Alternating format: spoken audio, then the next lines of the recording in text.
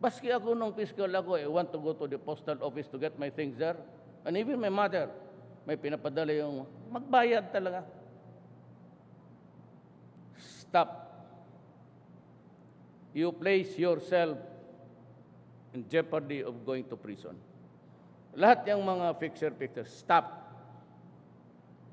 I hope Faildon would do his thing, stop corruption sa customs.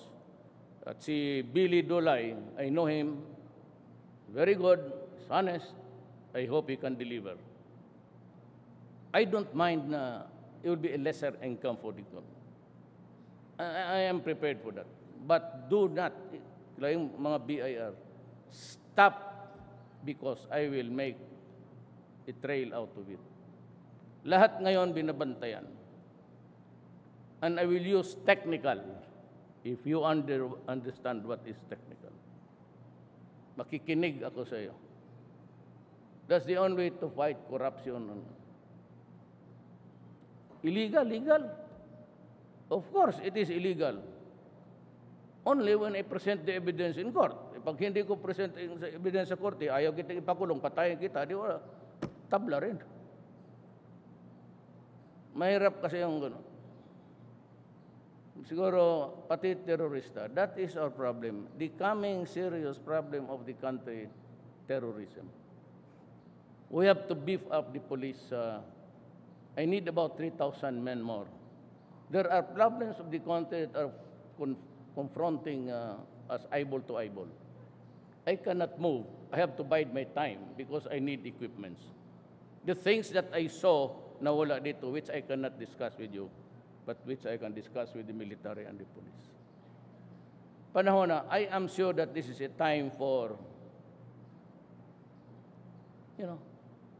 landing softly. Kayong nabubuhay dyan with the extra frills or ang sweldo mo, perdi mo lang yan kasi mayroon kang kinikita. Well, this time, we have to learn how to live frugally and toned down.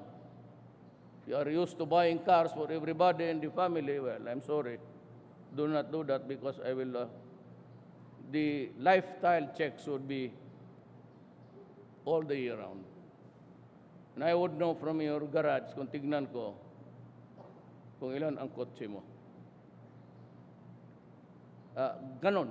I'm sorry I have to say this in public, in front. But before I forget, I'd like to congratulate and my salute to the Philippine Air Force on their 69th anniversary.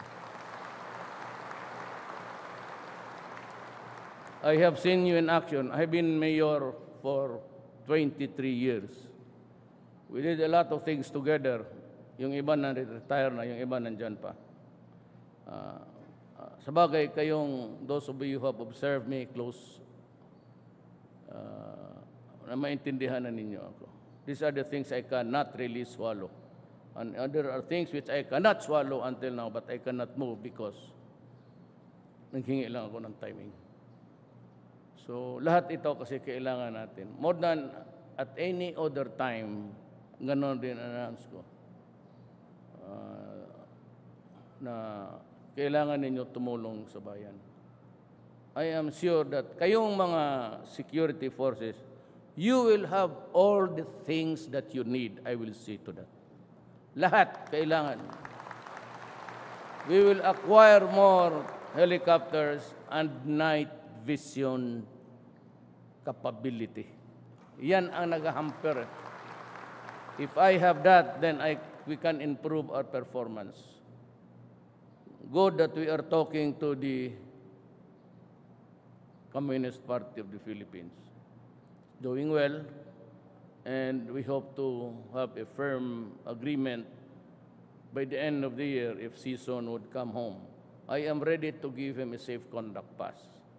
And yung Tiamson spouses, pati si Halandone, I am not ready to release everybody. Only after the success of the talks, if there's one coming our way, bago ko sila i-release all. Then we can grant amnesty, but they have to lay down their arms. Mindanao, we have so many protracted wars there. I am talking to the MILF. I've been communicating with the NOR. Maybe I will go to Holo and talk to him before we formally agree to talk officially. I have my team already. I would not mention them now, but they are ready sa government side. Abu Sayyaf, I said, there will always be a time for reckoning, and it will come. Hintay lang kayo. On the West Philippine Sea, we remain optimistic that the judgment will be in our favor.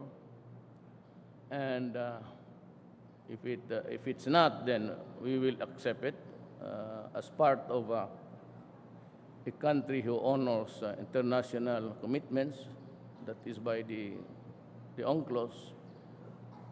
If it's favorable to us, let's stop.